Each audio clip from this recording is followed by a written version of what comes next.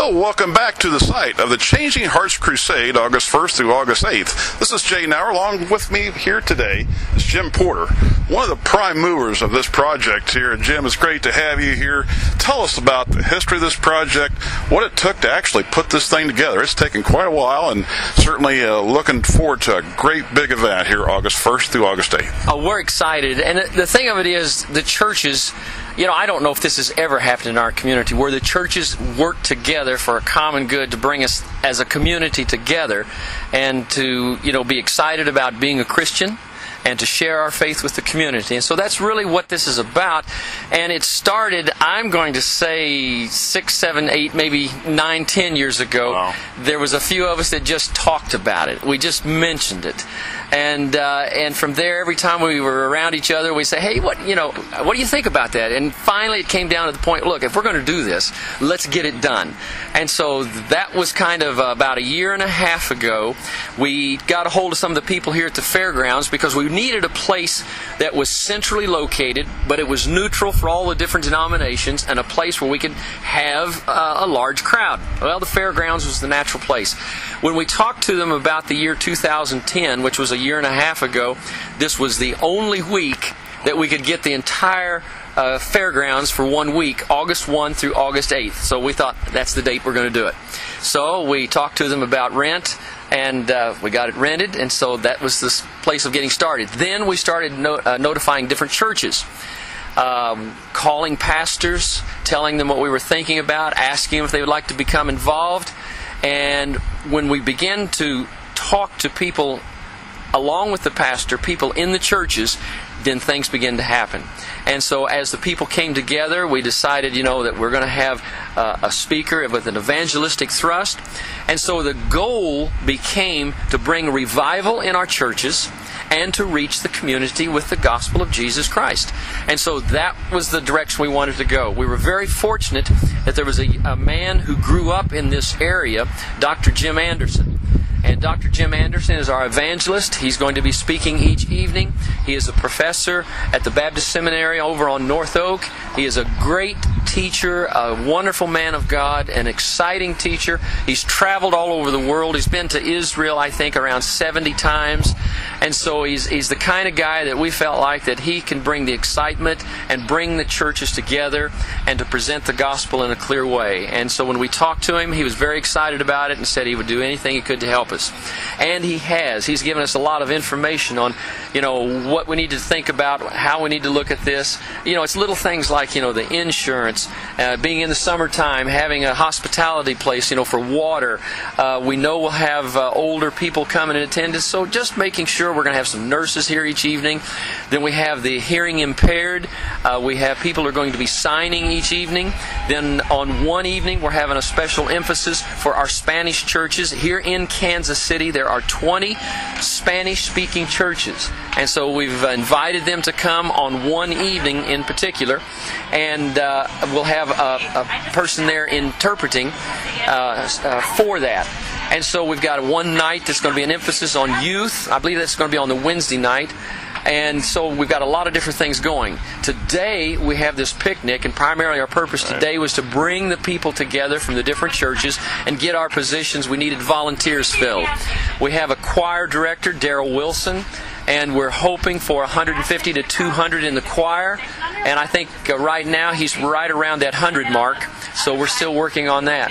And then with the Vacation Bible School emphasis, it's going to be here in the Platte Purchase building. And it'll be actually, I think she's explained it to you, 4 nights and 4 nights. But it takes a lot of volunteers. It does. So we've been, this is a venue to bring people together and get those volunteer slots filled out. And it's coming along really, really well. And we're excited about it. I think that in my lifetime, I was born and raised, in fact, my grandchildren, I have 2 grandchildren, they are the 8th generation to live here. Yeah. And in my lifetime, I don't ever recall this many churches coming together. We've got about 25, 26 churches that are working together. We have Baptist churches, Christian churches, Methodist churches, Bible churches, independent churches. I mean, so many different denominations that are coming together, people who love the Lord, love their community, and want to do something to help our community. Our thoughts are this. Every time someone comes to a relationship with God and through the Lord Jesus Christ, every time that happens, your school is a better school. Your place of work is a better place to work. It is. Your neighborhood is a better neighborhood. And so we're thinking, guys, it's time for us to do something. It's time for us to come together. In the Gospel of John in chapter 17, Jesus prayed that there would be unity among His family. Unity among His family so that the world would know that this is the truth. And so that was a big part of our goal, is bringing people together, working together for a common good and for the common cause of presenting the gospel of Jesus Christ. It's happening, and we're excited about it. That's fantastic, Jim. I tell you, you talked about all the churches involved. Mm-hmm. We're also talking about the people that aren't currently going to a church. That's one of the targets here. And tell me about the expectation of someone coming here that is not affiliated with the church. What can you do for them through this event? Well, what we're doing is we're going to have a follow-up program, and we've already begun working on this. So what we're saying is that, in our community, I'm estimating, and I think that I'm pretty close, that probably on any given Sunday, not more than 30-35% of the people are in attendance in a church, in any church. We would like to see that, change. And so this is what we're hoping, that people in the community who do not have a church home, they'll come. And when they see the singing, they hear the message, and they'll know that this is something that they really want in their lives. So we've divided the area up into 4 different sections. And in this section, all the churches that are involved in this, we're going to be able to hand people information that here, if you say you lived up in the Dearborn area, Camden Point area, here are the churches in the north area there. Here are the pastors' names, phone numbers, a way to contact.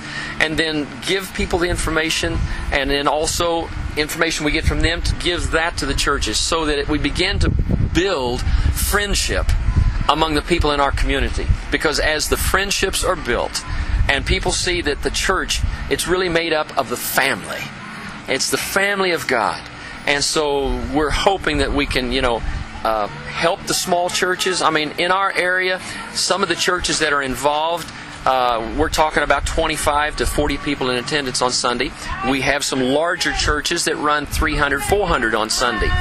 But so we're reaching across the small rural churches as well as the churches in some of the larger towns in the area.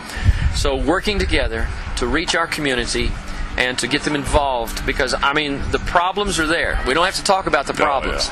We know what the problems are. Broken homes, hard finding jobs, health issues, problems with the teenagers, acceptance in life. The list just goes on and on and on. Sure does. But we feel very sincerely that God has revealed Himself in His book, the Bible. That God has revealed Himself through His Son, Jesus Christ. And the Bible tells us that He came as the Lamb of God. Jesus Christ came to satisfy God that we might be forgiven. And as people who are forgiven, it gives you a hope and an incentive to embrace life. And that's what we're really wanting in our community. And so this is one way that churches working together, we can see this happen. It's been an exciting time, and we really appreciate you guys and what you're doing for us. Not a problem, Jim. I tell you what, any final thoughts going into this? You've got really, I think, about 6 weeks going into this. Not long. Not long at all. You're looking at a situation where we're coming down here really to the last minute. My suggestion is, if you're involved with the church or not, come. You're going to see some situations and some things and a closer relationship, as you mentioned, with Jesus Christ. That is a very, very good thing. Jim, thanks for joining us here today with this interview and getting started here with the Changing Hearts Crusade. We look forward to about 5 or 6 weeks. It's just around the corner. It is. Thank you very much. And again, if you're not sure you want to become involved, think about it, pray about it, seek God's guidance. And if you know someone in your community that lives here, that's not a part of a church anywhere, tell them about it. And if you know someone who's a good singer and involved in a church in the area, tell them about the choir. Because I said it's a wonderful thing. I've been to 2 of the choir practices, and I couldn't sing. I could just sit there and listen to them. It was awesome. And so again, thank you very much, and we hope that everyone will consider the possibility of being involved in the Changing Hearts Crusade. Thanks again, Jim. You see the backdrop here where it's going to be at the Platte County Fairgrounds, August 1st through August 8th. Come on, come all to the Changing Hearts Crusade.